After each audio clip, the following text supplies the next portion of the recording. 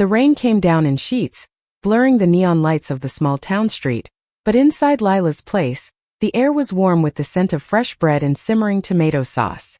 Clara stood frozen behind the counter, her hands trembling as she clutched a worn photograph of her daughter, Lila, whose smile had once lit up this very room.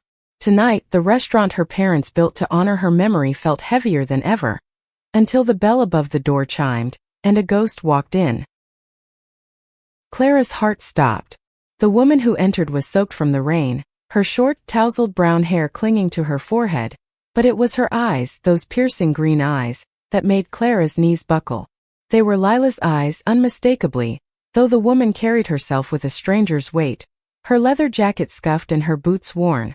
She slid into a booth, oblivious to the storm she just ignited in Clara's chest, and ordered a plate of spaghetti with a voice that cracked like it hadn't been used in years. Clara's husband, Tom, emerged from the kitchen, his apron dusted with flour. He followed her gaze and froze, the color draining from his face. "Clara," he whispered, "that's not possible." They had buried Lila 3 years ago, after a car accident that shattered their world.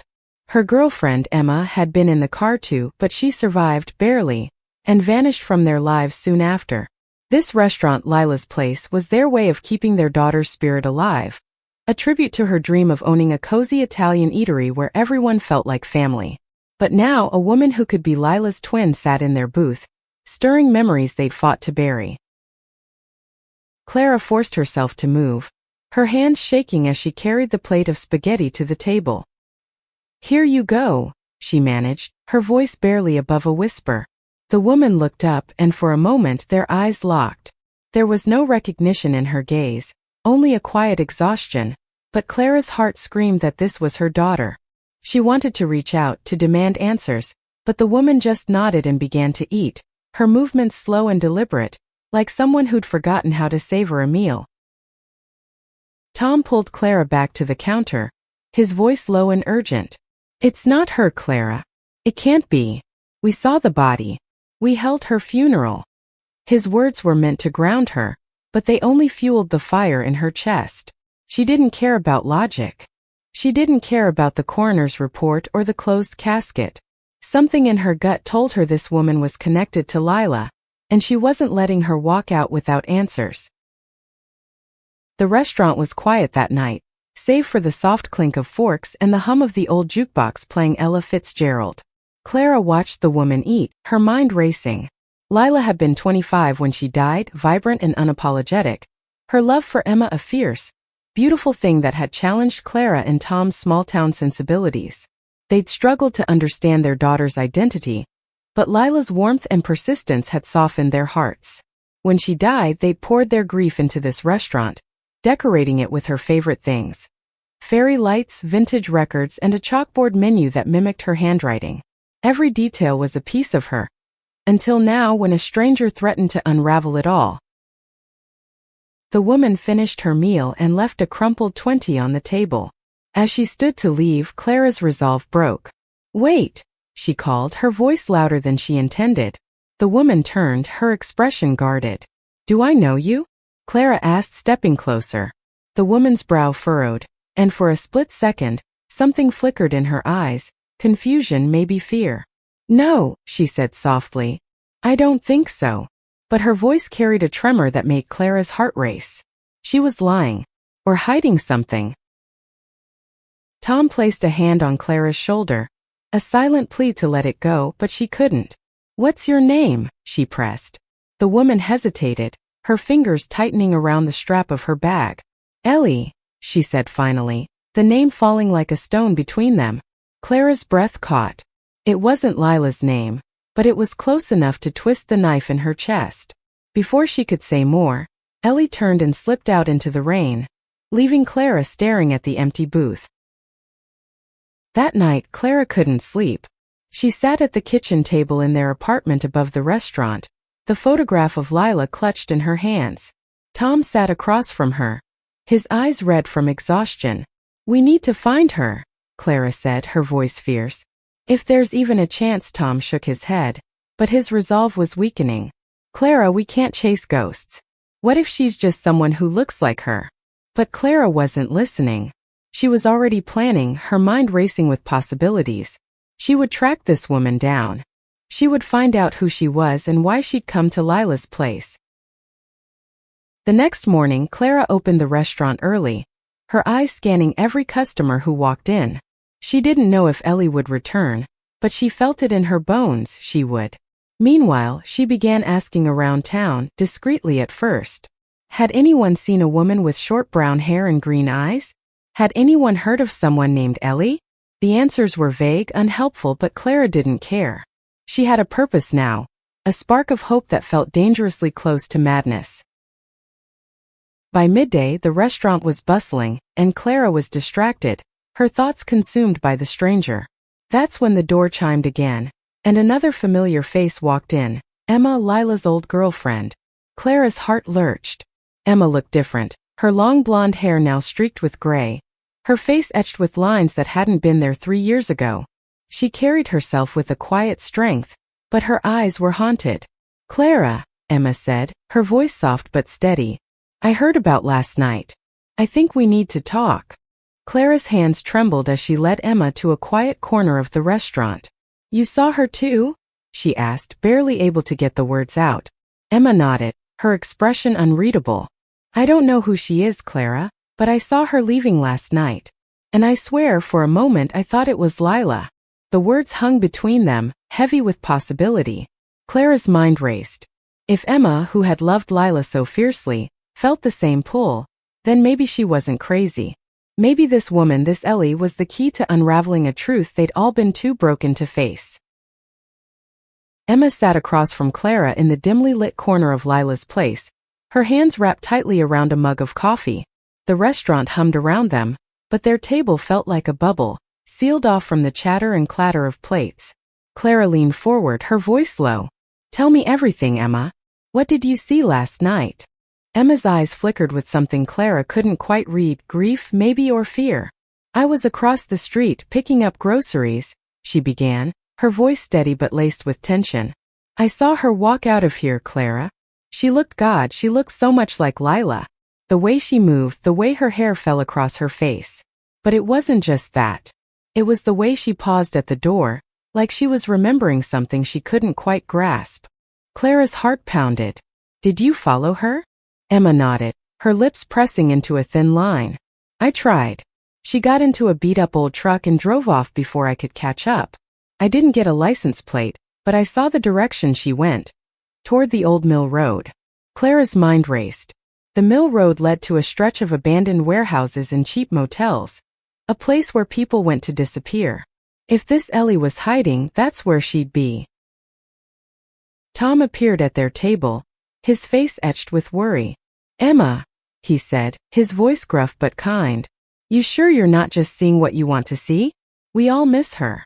Emma's jaw tightened, and Clara could see the old fire in her, the same fire that had made Lila fall so hard for her. "I'm not imagining this, Tom," Emma said. "I loved her. I knew her better than anyone. That woman last night, she's connected to Lila somehow. I feel it." Clara reached across the table, gripping Emma's hand. "Then we find her," she said, her voice fierce. "Together." Tom sighed, running a hand through his graying hair. "Clara, this is crazy. We don't even know who this woman is. She could be dangerous." But Clara wasn't listening. She hadn't felt this alive since Lila's death, this driven. For the first time in 3 years, she had something to hold on to. A mystery, a hope, however fragile. That afternoon, Clara and Emma set out for the mill road. The rain had stopped, leaving the air heavy and the streets slick. Clara drove, her hands tight on the wheel, while Emma scanned the road for any sign of the truck. "What do we even say if we find her?" Emma asked, breaking the tense silence. Clara didn't have an answer. She didn't know if she'd scream, cry, or beg for the truth. All she knew was that she needed to see Ellie again, to look into those green eyes and find out why they felt like home. The mill road was as desolate as Clara remembered, lined with crumbling buildings and overgrown lots. They parked near a rundown motel with a flickering neon sign that read "Vacancy." Emma pointed to a rusty blue truck parked in the lot. "That's it," she whispered. Clara's pulse quickened. They approached the motel office, where a bored clerk barely looked up from his phone. "Looking for a woman," Clara said, describing Ellie. The clerk shrugged. "Room 12. Don't cause trouble." Room 12 was at the far end of the motel, its door chipped and faded. Clara knocked, her heart in her throat. No answer. She knocked again, harder, and finally the door cracked open. Ellie stood there, her eyes wary, her hair damp from a recent shower. "What do you want?" she asked, her voice sharp but unsteady. Clara opened her mouth, but no words came. Emma stepped forward, her voice soft. "We just want to talk. You were at our restaurant last night. Lila's place." Ellie's expression didn't change, but her fingers tightened on the doorframe. "I don't know what you're talking about," she said. But there was a crack in her voice, a hint of something unspoken. Clara's desperation spilled over. "You look like her," she blurted.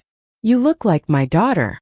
Ellie's eyes widened, and for a moment, Clara thought she saw a flash of recognition. But then Ellie shook her head. "You've got the wrong person," she said and slammed the door.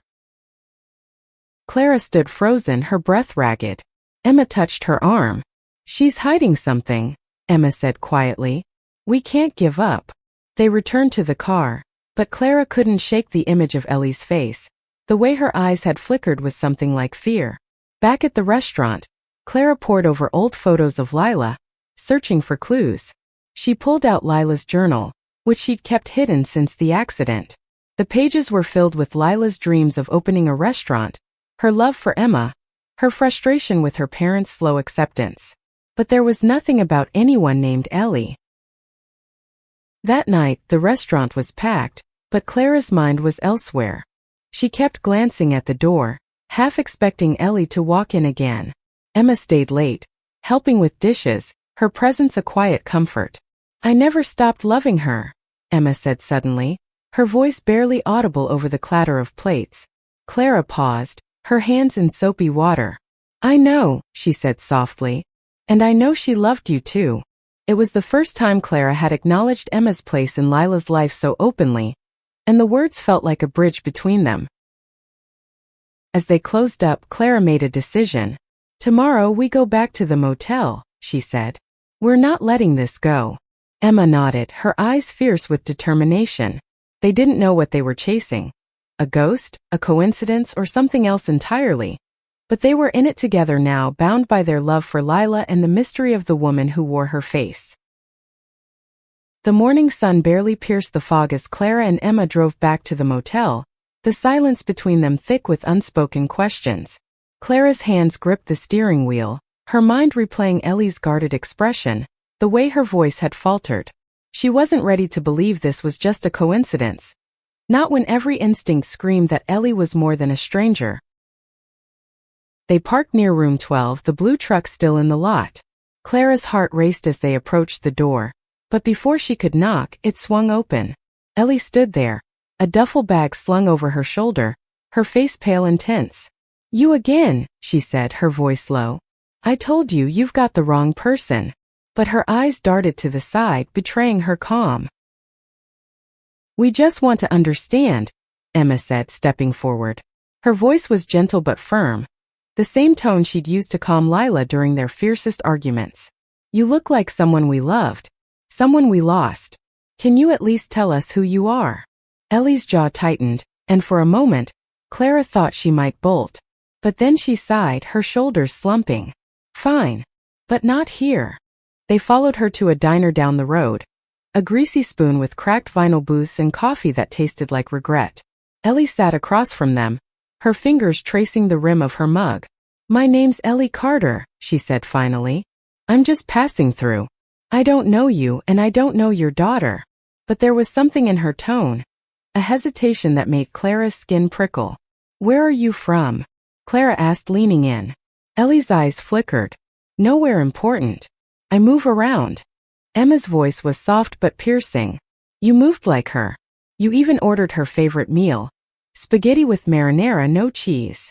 Ellie froze, her mug halfway to her lips. "It's just spaghetti," she said, but her voice was too sharp, too defensive. Clara's heart pounded. Lila loved that dish. She said it was the taste of home. Ellie's gaze dropped to the table, and for the first time, Clara saw something crack in her facade. "I'm not her," Ellie said, her voice barely above a whisper. "I can't be." But the words carried a weight that made Clara's breath catch. She wanted to push, to demand answers, but Emma's hand on her arm stopped her. "Why are you running?" Emma asked instead, her voice gentle. Ellie's eyes snapped up and Clara saw it again, that flicker of fear or maybe guilt. "I'm not running," Ellie said, but she stood abruptly, tossing a few bills on the table. "I have to go." Clara and Emma followed her outside, the cold air biting at their skin. "Ellie, wait," Clara called, her voice breaking. Ellie stopped but didn't turn. "Please," Clara said. "If you know something about Lila, anything, tell us. We're her parents. We loved her." Ellie's shoulders tensed, and when she finally turned, her eyes were wet. "I'm sorry for your loss," she said, her voice raw. "But I'm not who you think I am." She walked away, her boots crunching on the gravel, and climbed into her truck. Clara's knees buckled, but Emma caught her. "She's lying," Clara whispered. "She knows something." Emma's face was grim, but she nodded. "We need to find out more about her. She's not telling us everything." They drove back to Lila's place in silence, Clara's mind a storm of questions. Who was Ellie Carter? Why did she look so much like Lila? And why did she seem so haunted? Back at the restaurant, Clara dove into Lila's journal again, searching for any mention of someone named Ellie. She found nothing, but the pages were filled with Lila's love for life, her dreams, her struggles. One entry caught Clara's eye. "Sometimes I feel like I'm two people. One for the world, one for me. I wish I could just be both." Clara's throat tightened. Had Lila been hiding something? Someone? Emma, meanwhile, was on her phone digging into public records. "There's no Ellie Carter in this county," she said, her brow furrowed. "At least, not one who matches her description. But I found something else." She turned her phone to Clara, showing a grainy photo from a local news article about a car accident 3 years ago. The one that killed Lila. In the background, barely noticeable, was a figure with short brown hair, standing near the wreckage. Clara's heart stopped. It looked like Ellie. Was she there? Clara whispered. Emma shook her head. "I don't know. The article doesn't mention her. But if she was at the scene," she trailed off, her eyes meeting Clara's. "They didn't need to say it. If Ellie had been there, she knew more about Lila's death than they did. Maybe she'd even been involved." That night, Clara couldn't sleep, her mind consumed by the photo. She and Tom had never questioned the official report. Lila had lost control on a rainy night, her car plunging into a ravine. Emma had been in the passenger seat, barely surviving. But what if there was more to the story? What if Ellie held the missing piece? Clara made a decision. She would confront Ellie again no matter what it took. She owed it to Lila. As the restaurant closed, Emma stayed behind, her presence a quiet anchor. "We'll find her," she said, her voice steady. "And we'll find the truth." Clara nodded, her heart heavy but resolute. They were chasing a ghost, but for the first time in 3 years, Clara felt like Lila was still with them, guiding them toward answers they didn't yet understand. Clara woke before dawn, her dreams haunted by Lila's laugh and Ellie's guarded eyes. She slipped downstairs to the restaurant, where the fairy lights cast soft shadows on the walls. Lila's place felt alive in the quiet, as if her daughter's spirit lingered in the worn wooden tables and the chalkboard menu. But today, Clara wasn't here to mourn. She was here to fight for answers. Emma arrived early, her face set with determination. She'd spent the night digging deeper, cross-referencing old police reports and social media posts from the time of the accident. "I found something," she said, spreading papers across the table. "The accident report mentions a witness who saw a second car near the scene, but they never identified the driver. No one followed up." Clara's pulse quickened. "You think it was Ellie?" Emma's eyes were dark. "I think it's possible." They decided to return to the motel, but first Clara pulled Tom aside. "I need you to trust me," she said, her voice trembling with urgency. Tom's face was a mask of worry, but he nodded. "I don't like this, Clara, but I'm with you." His support, however reluctant, gave her strength. She and Emma drove back to the Mill Road, the air thick with tension. The blue truck was gone and room 12 was empty, the clerk confirming Ellie had checked out at dawn. Clara's heart sank, but Emma was undeterred. She can't have gone far, she said, scanning the lot. They drove through the nearby streets, checking gas stations and diners, but Ellie was nowhere. Desperation clawed at Clara's chest. She couldn't lose her, not again. Back at the restaurant they regrouped, poring over Emma's notes. "There's a bar on the edge of town," Emma said. "It's a place where people go to lay low.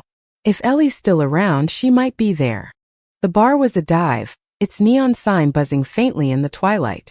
Inside, the air was thick with cigarette smoke and the low hum of conversation. Clara's eyes scanned the room, and there she was, Ellie sitting alone at the bar, nursing a beer. Her leather jacket was slung over the stool, her posture slouched but tense, like she was ready to run. Clara's heart pounded as she approached, Emma close behind. "Ellie," Clara said, her voice cutting through the noise.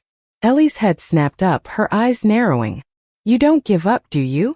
"We can't," Clara said, sliding onto the stool beside her. "Not until you tell us the truth."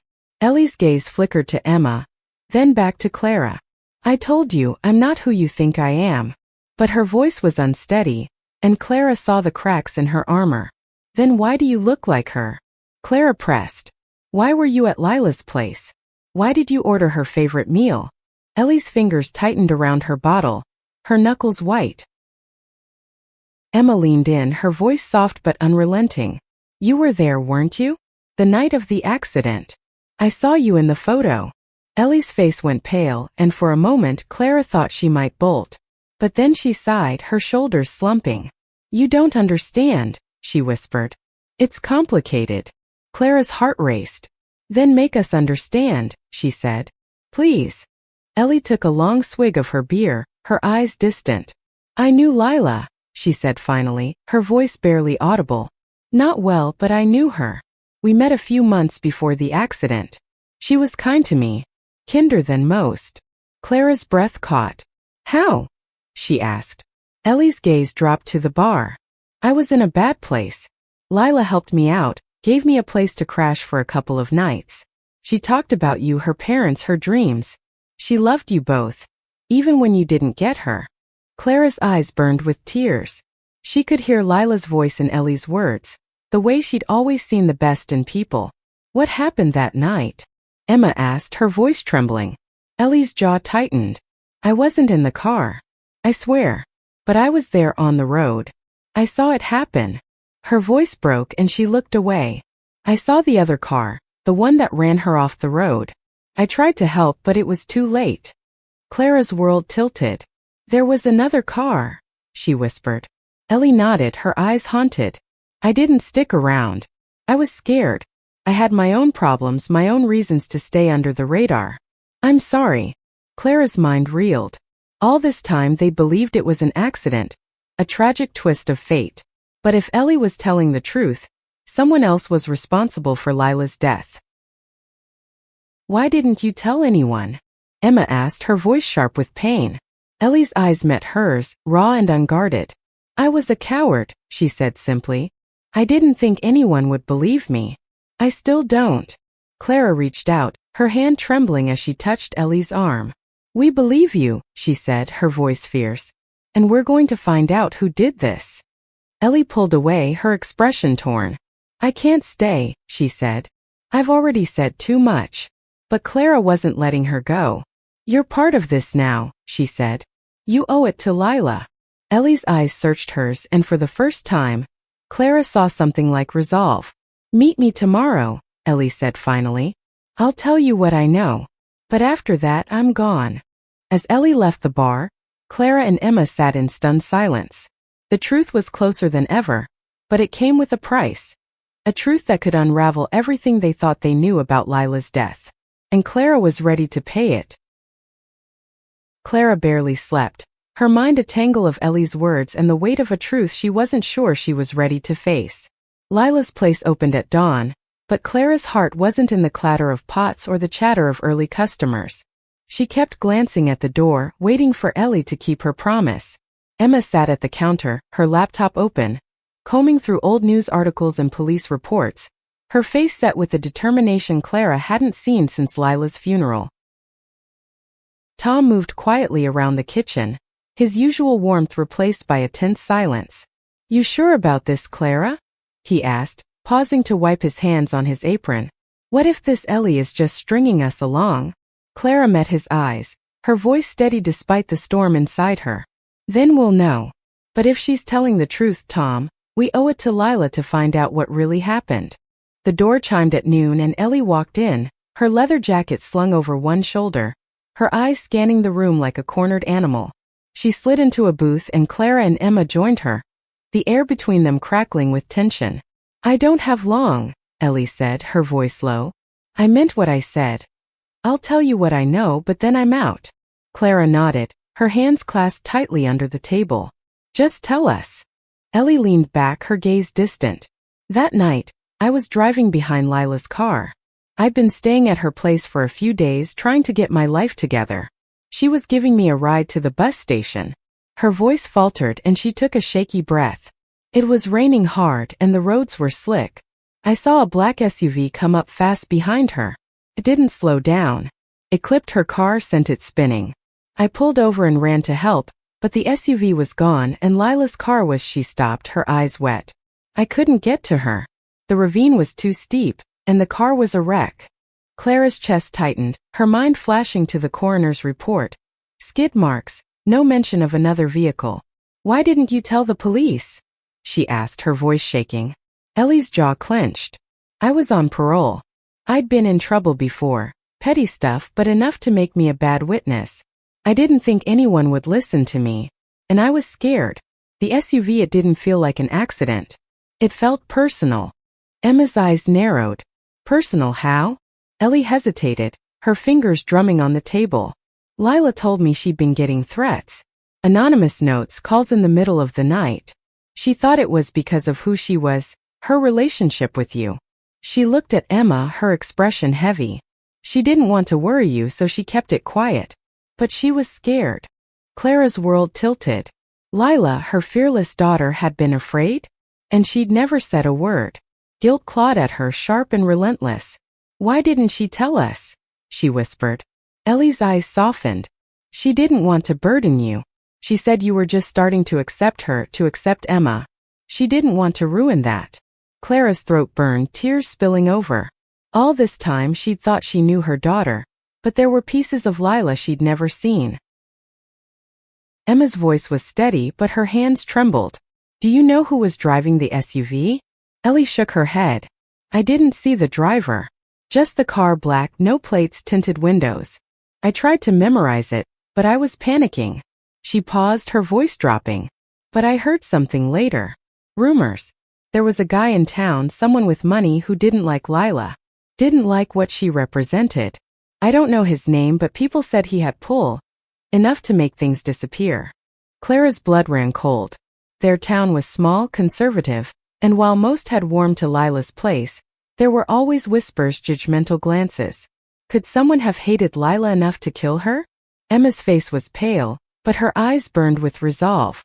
"We need to find that SUV," she said. "And we need to find out who was driving it." Ellie stood, slinging her jacket over her shoulder. "That's all I know. I'm sorry I didn't do more back then. But I'm not sticking around to relive it." Clara grabbed her arm, desperate. "Please, Ellie. Help us. For Lila." Ellie's eyes searched hers, and for a moment Clara thought she saw Lila in them. Not just in their color, but in their depth, their pain. "I'll think about it," Ellie said finally. "But don't follow me again." She walked out, leaving Clara and Emma staring at the empty booth. That night, Clara and Emma sat in the restaurant's back office, surrounded by Lila's things. Her journal, her photos, a scarf she'd left behind. Emma traced her fingers over a picture of her and Lila, laughing at a county fair. "I should have known," she whispered. "I should have seen she was scared." Clara reached for her hand, their grief a shared weight. "We'll find the truth," she said. For her. They spent hours piecing together what they knew, cross-referencing Ellie's story with the accident report. Clara called an old friend at the sheriff's office, asking discreet questions about the case. He was hesitant but promised to look into it. As the night wore on, Clara felt a fire growing inside her. A need to protect Lila's memory, to uncover the truth, no matter how painful. She and Emma were bound now, not just by love for Lila, but by a mission that felt bigger than both of them. The restaurant felt different now, its warmth overshadowed by the weight of Ellie's revelation. Clara moved through the motions of serving customers, her smile mechanical, her mind consumed by the black SUV and the faceless driver who'd stolen Lila's life. Emma stayed close, her laptop a constant companion as she dug deeper into the town's underbelly, searching for any hint of the man Ellie had mentioned. By mid-afternoon, Clara's friend from the sheriff's office called back. "There's nothing official about another car," he said, his voice cautious. "But I talked to one of the first responders. He remembers a witness mentioning a dark SUV speeding away, but it never made it into the report. Things got messy back then."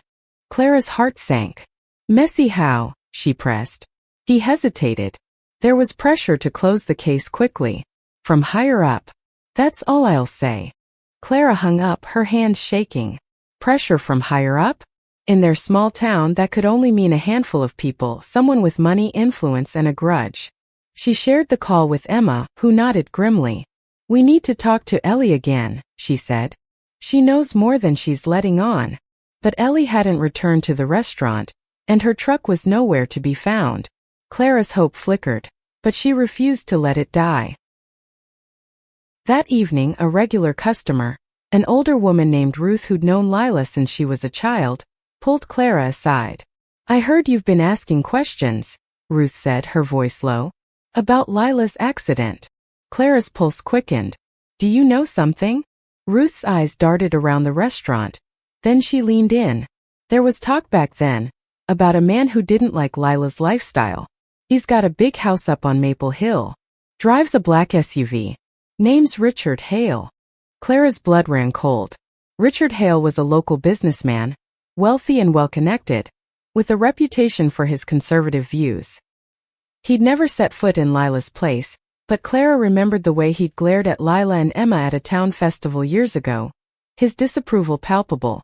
Could he have hated Lila enough to hurt her? She thanked Ruth and found Emma, relaying the name. Emma's face hardened. "We need to find him." They drove to Maple Hill, a quiet street lined with manicured lawns and sprawling homes.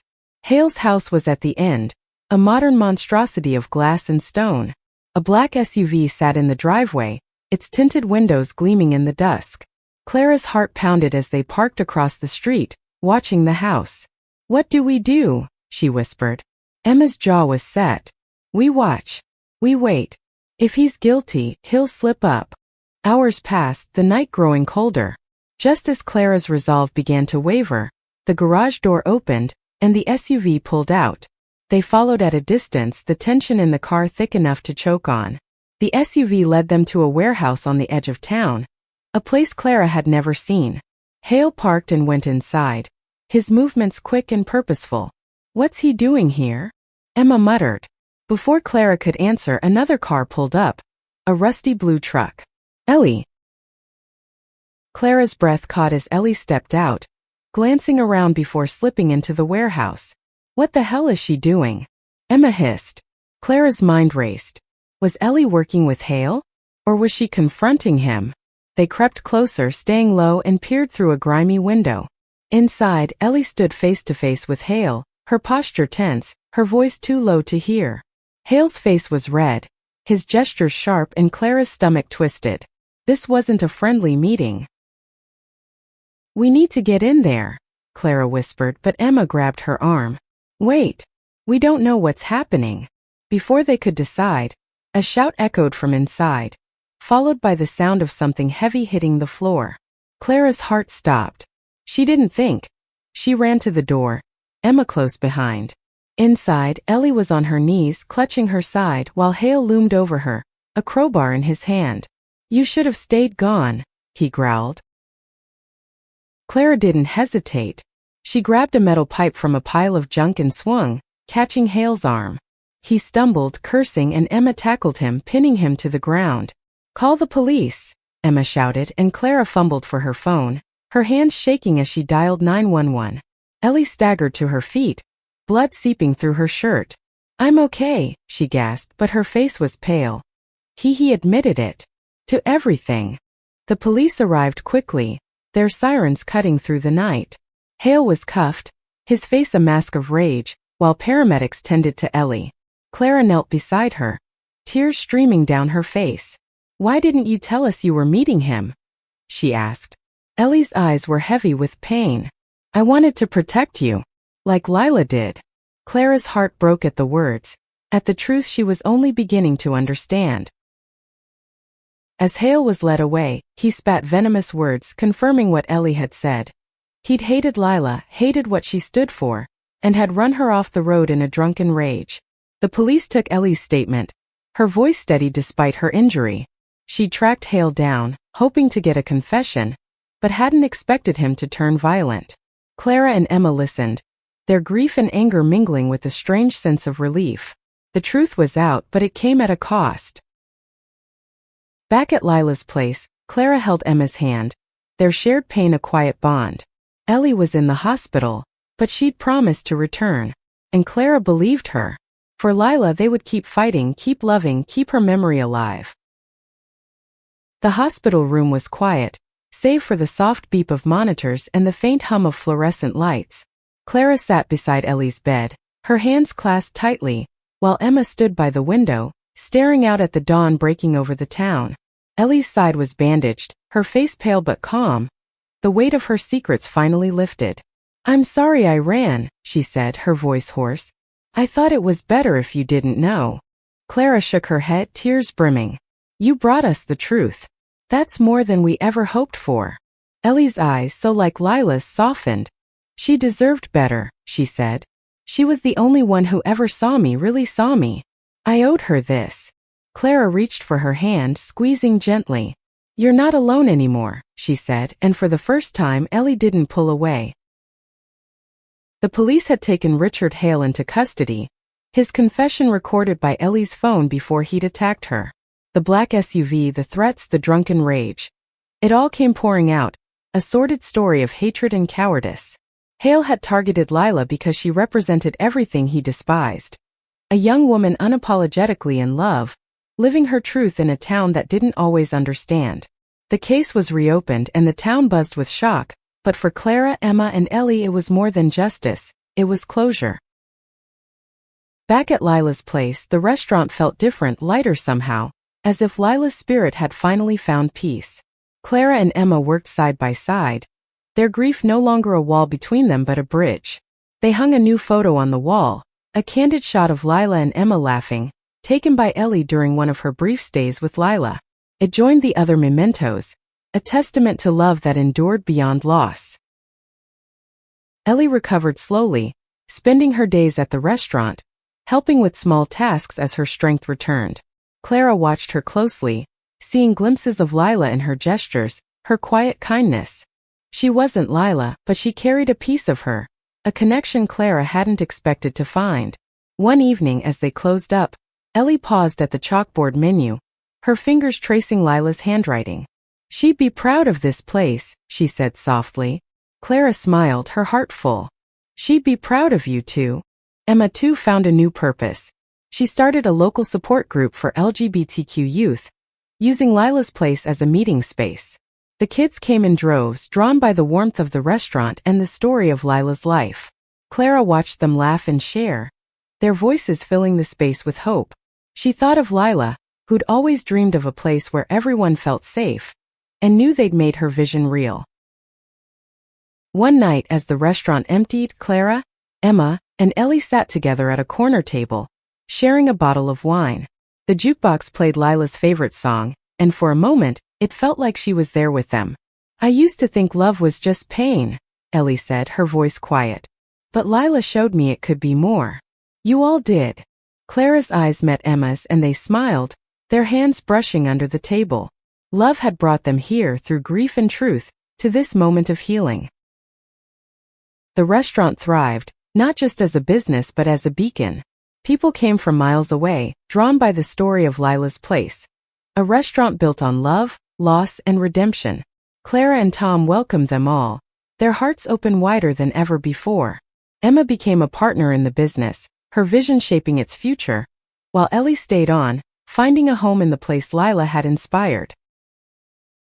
As winter settled over the town, Clara stood outside Lila's place, watching snow dust the street. The sign glowed warmly, a promise kept. She thought of Lila, of the daughter she'd loved and lost, and the family she'd gained, Emma, Ellie, and the community they'd built. The pain of Lila's death would never fully fade, but it had transformed into something else. A legacy of love, fierce and unbroken. Inside, Emma called her name and Clara turned, her heart lighter than it had been in years. She stepped back into the warmth, the clink of glasses and the murmur of voices wrapping around her like an embrace. Lila's place was more than a restaurant now. It was a testament to who Lila had been, and who they'd all become in her memory. And somewhere Clara knew Lila was smiling,